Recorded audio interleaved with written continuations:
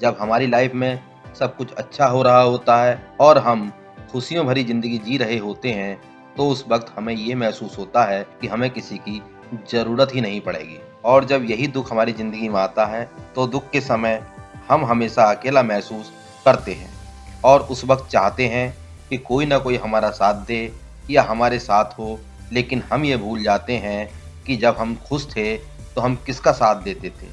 हम भी कभी किसी का साथ नहीं देते थे, तो इसी प्रकार हमारी मुसीबत में हमारा साथ कौन देगा। एक मोहल्ले में 2 लड़के रहते थे, एक का नाम नमन था और दूसरे का नाम रमन था। ये दोनों साथ-साथ खेलते और साथ-साथ एक ही स्कूल में पढ़ते थे, किंतु उन दोनों के चाल-चलन में बहुत ही बड़ा अंतर था। उन दोनों का चाल-चलन बिल्कुल एकदम अलग था। नमन स्वार्थी था और वे किसी का ना तो सहयोग देता था और ना ही किसी की सहायता करता था। कभी कोई पड़ोसी यदि उससे किसी काम के लिए कहता, तो वे इस कान से सुनता था और उस कान से निकाल देता था। यदि उससे कोई पूछता कि तुम ऐसा क्यों करते हो, तो वो कहता था, ईश्वर ने 2 कान दिए हैं, एक कान से सुनो और दूसरे कान से निकाल दो। वह अपने घर में भी किसी के साथ हिल मिलकर नहीं रहता था। इस कारण कोई भी उससे प्रेम नहीं करता था और कोई लड़का भी उससे मित्रता करने के लिए तैयार नहीं होता था। परंतु रमन एक बहुत ही भला लड़का था और बहुत ही सीधे स्वभाव का था। सभी लोग उससे बहुत प्रेम करते थे और उसके साथ के लड़के भी उसे बहुत पसंद करते थे। वे अपने माता पिता का कहना मानता था और यदि आवश्यकता पड़ती, तो आवश्यकता पड़ने पर वे अपने पड़ोसियों का कामकाज भी कर देता था। वे जहाँ भी जाता, सभी लोग उसकी प्रशंसा करते थे और वास्तव में वो लड़का प्रशंसा करने के ही लायक था। इस बात पर उसके माता पिता को भी बहुत गर्व होता था। एक दिन रमन और नमन पास ही के खेल के मैदान में खेल रहे थे, तो खेलते खेलते अचानक रमन के पैर में ठोकर लग गई। उसके पैर की उंगलियों से खून निकलने लगा। जैसे ही उसके मित्रों ने उसके पैर में खून निकलते हुए देखा, तो उसके मित्र दौड़े दौड़े आए और उसकी मरहम पट्टी कर दी और फिर वे उसको उठाकर उसके घर पहुंचाए। नमन को ये देखकर बड़ी ईर्ष्या हुई, परंतु वह ईर्ष्यावश कुछ कह नहीं सका। तभी अचानक 2 दिन बाद नमन के पैर में एक कुत्ते ने दांत मार दिए और उसके पैर से खून की धारा बहने लगी। नमन रोने लगा।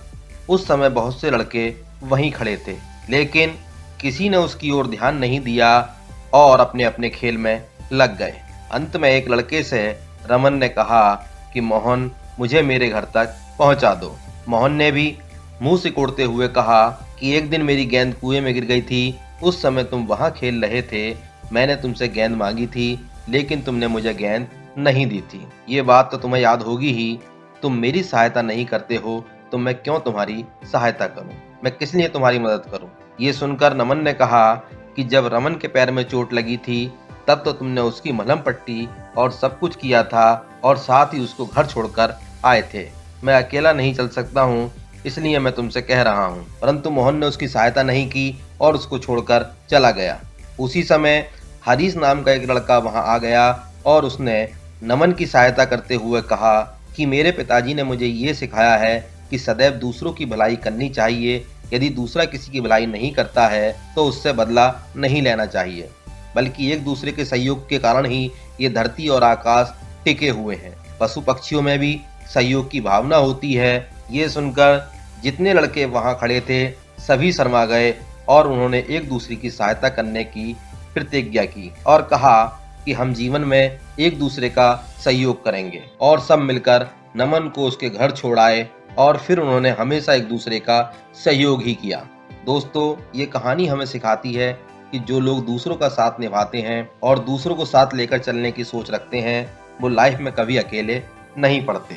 हमें एक दूसरे का सहयोग करना चाहिए। हम एक दूसरे का साथ निभाए बिना कभी आगे नहीं बढ़ सकते। ये बात हमेशा याद रखें कि आज आप अगर किसी के काम आते हैं, तो कल कोई आपके काम आएगा। इसी तरह हमारे रिश्ते बनते हैं, दूसरों का साथ देना, दूसरों से अच्छा बर्ताव करना, मिलना जुलना, बातें करना, यही चीज़ें हमारे रिश्तों को बेहतर बनाती हैं। ये कहानी आपको कैसी लगी, कमेंट करके ज़रूर बताना।